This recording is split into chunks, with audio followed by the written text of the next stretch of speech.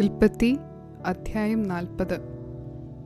അനന്തരം മിസ്രയീം രാജാവിൻ്റെ പാനപാത്രവാഹകനും അപ്പക്കാരനും മിസ്രയീം രാജാവായ തങ്ങളുടെ യജമാനനോട് കുറ്റം ചെയ്തു.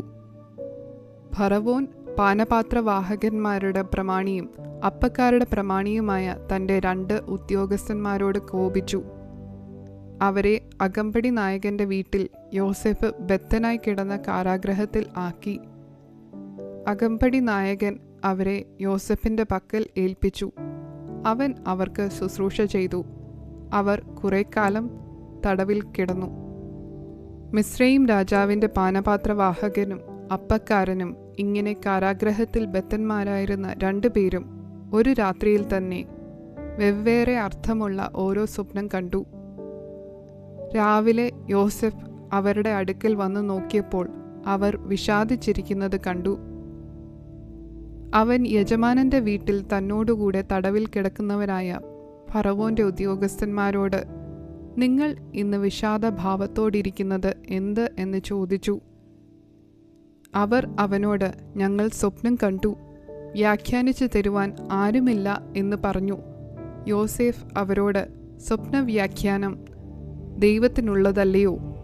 അത് എന്നോട് പറവീൻ എന്ന് പറഞ്ഞു. അപ്പോൾ പാനപാത്രവാഹകന്മാരുടെ പ്രമാണി യോസേഫിനെ തൻ്റെ സ്വപ്നം അറിയിച്ചു പറഞ്ഞത്, എൻ്റെ സ്വപ്നത്തിൽ ഇതാ, എൻ്റെ മുൻപിൽ ഒരു മുന്തിരിവള്ളി, മുന്തിരിവള്ളിയിൽ 3 കൊമ്പ്, അത് തളിർത്തു പൂത്തു, കുലകളിൽ മുന്തിരിങ്ങ പഴുത്തു. ഫറവോൻ്റെ പാനപാത്രം എൻ്റെ കയ്യിൽ ഉണ്ടായിരുന്നു. ഞാൻ മുന്തിരിപ്പഴം പറിച്ചു ഫറവോൻ്റെ പാനപാത്രത്തിൽ പിഴിഞ്ഞു. പാനപാത്രം ഫറവോൻ്റെ കയ്യിൽ കൊടുത്തു. യോസേഫ് അവനോട് പറഞ്ഞത്, അതിൻ്റെ അർത്ഥം ഇതാകുന്നു, 3 കൊമ്പ് 3 ദിവസം. 3 ദിവസത്തിനകം ഫറവോൻ നിന്നെ കടാക്ഷിച്ച് വീണ്ടും നിന്റെ സ്ഥാനത്ത് ആക്കും. നീ പാനപാത്രവാഹകനായി മുൻപിലത്തെ പതിവ് പോലെ ഫറവോൻ്റെ കയ്യിൽ പാനപാത്രം കൊടുക്കും.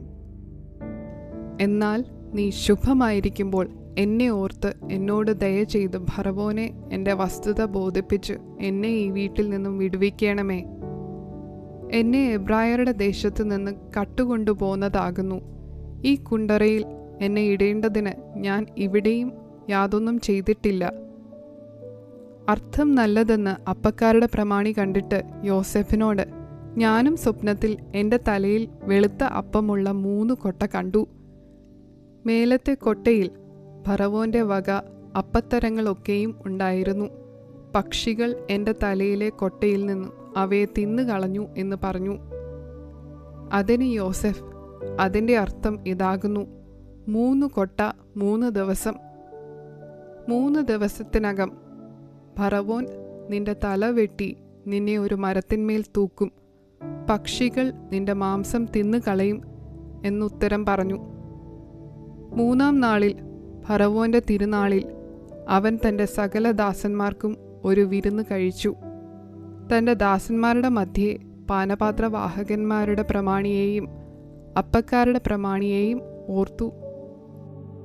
പാനപാത്രവാഹകന്മാരുടെ പ്രമാണിയെ ഫറവോൻ്റെ കയ്യിൽ പാനപാത്രം കൊടുക്കേണ്ടതിന് വീണ്ടും അവൻ്റെ സ്ഥാനത്ത് ആക്കി. അപ്പക്കാരുടെ പ്രമാണിയെയോ അവൻ തൂക്കിച്ചു. യോസേഫ് അർത്ഥം പറഞ്ഞതുപോലെ തന്നെ. എങ്കിലും പാനപാത്രവാഹകന്മാരുടെ പ്രമാണി യോസേഫിനെ ഓർക്കാതെ അവനെ മറന്നു കളഞ്ഞു.